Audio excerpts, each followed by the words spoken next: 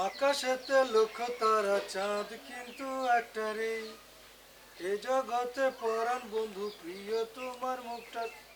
ভাইজান, আসসালামু আলাইকুম। ওয়ালাইকুম আসসালাম। তা তোমার খবর কি? ভালো না বেশি ভাইজান? ঘরে বাইরে সবখানে জ্বালা আর জ্বালা।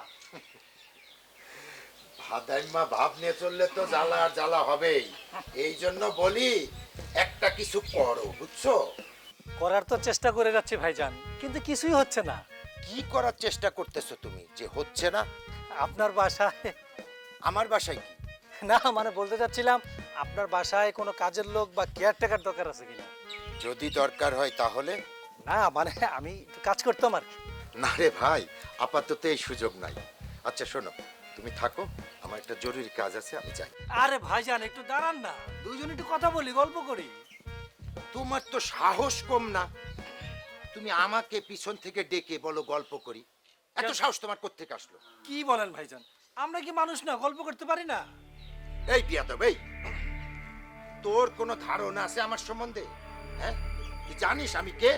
চিনবো না কেন ভাইজান, আপনি হলেন আমাদের মজিদ ভাই।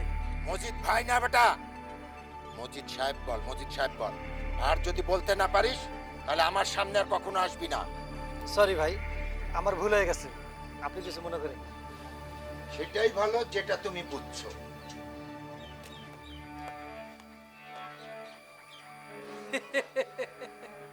বড় ভাই, আপনি এই ভেবে আমার সাইজ করে ফেললেন।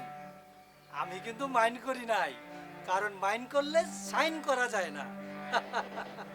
কারণ আপনার বাড়িতেই তো আমার বান্ধবী থাকে। আকাশেতে